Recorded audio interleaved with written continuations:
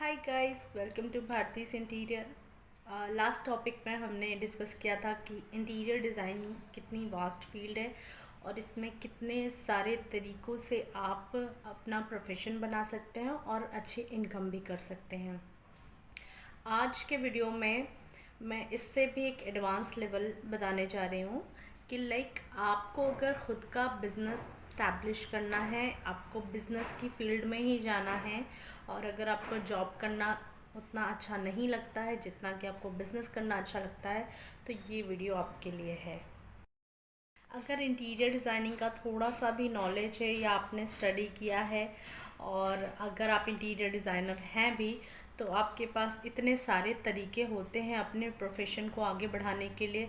आप किसी भी एक सेगमेंट में बंधे नहीं हैं, जैसे कि मैंने लास्ट वीडियो में कहा था।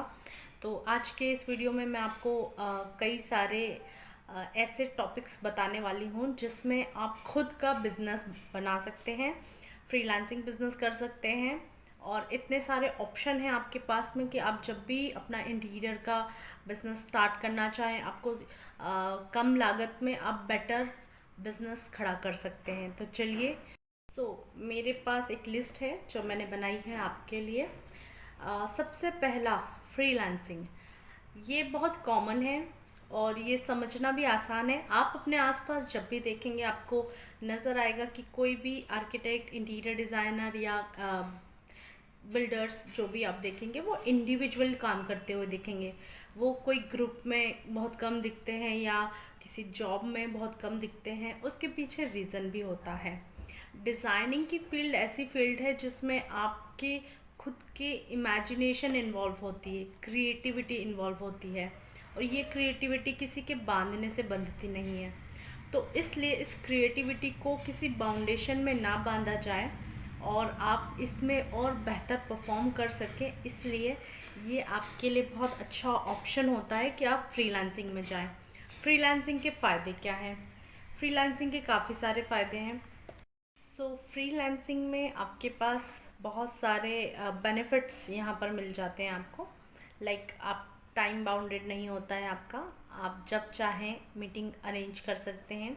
आप जब चाहें, जब आपको सूटेबल टाइम लगता है, वो समय साइट पर जा सकते हैं। आप अपने टाइम और शेड्यूल के हिसाब से काम करते हैं।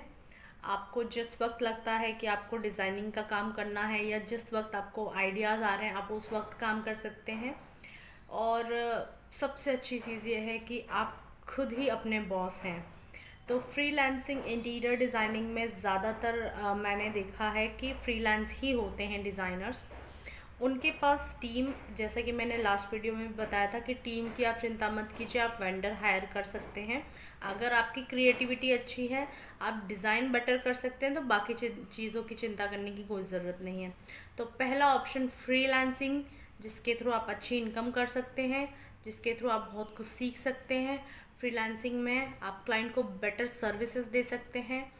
आपको किसी जॉब में यहाँ पर बंधते नहीं हैं आप, और बहुत सारे बेनिफिट्स हैं फ्रीलांसिंग के। फ्रीलांसिंग का ड्रॉबैक मैं जानती हूँ, सिर्फ मुझे ये लगता है कि फ्रीलांसिंग का ड्रॉबैक ये है कि आपको रेगुलर इनकम या एक पर्टिकुलर आपका जॉब टाइम नहीं होता, आपको रेगुलर इनकम नहीं मिलती है। इट डिपेंड्स कि आप कितना अच्छा काम कर रहे हैं, आपको कितने प्रोजेक्ट्स मिल रहे हैं, इसके हिसाब से ही आपकी इनकम होती है। सेकेंड तरीका इंटीरियर डिज़ाइनिंग में बिज़नेस का, 2D 3D डिज़ाइनिंग। मैंने आपको लास्ट वीडियो में इसके बारे में बताया था। तो ये एक और बिज़नेस आइडिया है, 2D 3D डिज़ाइनिंग, यानी खुद आप 2D बनाएं, 3D बनाएं और क्लाइंट्स को सर्विस दे सकते हैं। इसमें आपके क्लाइंट ना सिर्फ लेमेन होंगे, यानी कि जिनकी वो साइट है या ऑफिस है या घर है, ना सिर्फ वो आपके क्लाइंट होंगे, बल्कि आर्किटेक्ट, इंटीरियर डिज़ाइनर्स तक आपके क्लाइंट बन जाएंगे। क्योंकि कई इंटीरियर डिज़ाइनर जो होते हैं या जो आर्किटेक्ट होते हैं, उनके पास इतना समय नहीं होता कि वो 2D और 3D बनाएं, क्योंकि उन्हें बहुत सारी multiple sites at a time handle करनी होती है। तो उनके लिए अगर कोई 2D और 3D बना के दे दे तो उनके लिए तो बहुत अच्छी बात हो जाती है, जिसके लिए वो काफ़ी अच्छा अमाउंट आपको पे करते हैं। और इस बिज़नेस का मैं बहुत ही बढ़िया एक फ़ायदा कहूँगी कि आपको कहीं जाने की ज़रूरत नहीं, बस आपका सिस्टम, उसका कॉन्फ़िगरेशन इतना अच्छा होना चाहिए कि आप आसानी से 2D 3D डिज़ाइंस उस पर बना सकें, आपका टाइम बचे। कॉन्फ़िगरेशन अच्छा इसलिए भी होना चाहिए कि टाइम का बहुत पंक्चुअलिटी यहाँ होनी चाहिए, बिकॉज क्लाइंट को समय पर डिज़ाइन देना भी ज़रूरी है।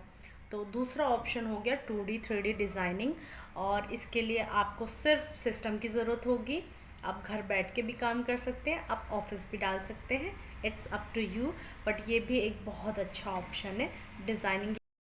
नाउ द थर्ड पॉइंट, तीसरा पॉइंट ये है कि अगर आप एक इंटीरियर डिज़ाइनर हैं या आप इंटीरियर डिज़ाइनर नहीं भी हैं, आर्किटेक्ट हैं, डिज़ाइनर हैं, या आपको सिर्फ थोड़ा सा ही नॉलेज है इस फील्ड का, तो भी चलेगा, क्योंकि नेक्स्ट आइडिया बहुत सिंपल है, लेकिन इसमें थोड़ी सी लागत की ज़रूरत है। तो नेक्स्ट आइडिया है शोरूम। जी हाँ, अगर आपके पास थोड़ा सा पैसा है, आप एक शोरूम या कोई प्लेस ले सकते हैं, लेकिन मैं यहाँ पर रेंटेड प्लेस को सजेस्ट नहीं करूँगी। अगर आपकी खुद की जगह है तो आप इस बिज़नेस को बहुत अच्छे से ऑपरेट कर सकते हैं। शोरूम ऐसा जिसमें आपके पास फर्नीचर्स, इसके अलावा चेयर्स और बीन बैग्स, ये सब मैं ऑप्शंस बता रही हूँ, बाकी अप टू यू, क्योंकि शोरूम इतना अच्छा ऑप्शन होता है जिसमें आप मल्टीपल प्रोडक्ट्स रख सकते हैं। यहाँ भी कोई बाउंडेशन नहीं है, आप बहुत सारे सेगमेंट्स में डील कर सकते हैं। लाइक आप लाइटिंग रख सकते हैं, आप बाथ फिटिंग्स रख सकते हैं, आप फर्नीचर रख सकते हैं, आप प्लास्टिक फर्नीचर रख सकते हैं, आप MDF से बना फर्नीचर, पार्टिकल बोर्ड का फर्नीचर, या फिर प्लाई का हाई क्वालिटी फर्नीचर, या आप लाइटिंग में बहुत सारे ब्रांड्स भी आ गए हैं, उनकी एजेंसी ले सकते हैं। तो इस तरह इसमें बहुत सारे ऑप्शन हैं, आप इसका शोरूम डाल सकते हैं। शोरूम से बहुत फ़ायदे होते हैं। अगर आपके पास डायरेक्टली क्लाइंट आते हैं कुछ चीज़ परचेस करने के लिए, उनके मन में कहीं ना कहीं डिज़ाइनिंग या अपने घर को डेकोरेट करने के थॉट होता है, या कोई अपना ऑफिस डाल रहा है तो उसे भी ऑफिस फर्नीचर की बहुत ज़्यादा रिक्वायरमेंट होती है। लाइक यहाँ पर हम चेयर्स की बात कर लें, चेयर हो गया, या फिर ऑफिस टेबल, ऑफिस फर्नीचर, उसकी भी क्वांटिटी काफ़ी ज़्यादा रिक्वायर्ड होती है अगर कोई नया ऑफिस बन रहा है तो। तब इस समय आप बड़ी आसानी से अपने प्रोडक्ट को सेल कर सकते हैं, और क्लाइंट को अच्छे खासे डिस्काउंट्स भी दे सकते हैं, जिसके थ्रू वो आपके क्लाइंट बन जाएंगे और फ्यूचर में ज़रूरत होगी तो आप ही से संपर्क करेंगे। प्लस यहाँ पर अगर शोरूम आप डालते हैं तो इसका एक और बहुत बड़ा फ़ायदा मिलता है। इंटीरियर डिज़ाइनर अगर आप खुद हैं तो क्लाइंट खुद ही चल के आपके पास आ जाएगा, आपको इसके लिए अलग से एफ़र्ट नहीं करने पड़ेंगे, यानी कि आपको क्लाइंट का फुटफॉल ज़्यादा मिलेगा। तो ये एक बहुत अच्छा ऑप्शन होता है। लेकिन इसी में मैं, अगर आपका कम बजट है, आप बहुत बड़ा शोरूम नहीं डाल सकते हैं, तो मैं सेकेंड एडवाइस आपको करूँगी, आप छोटी सी शॉप डाल सकते हैं।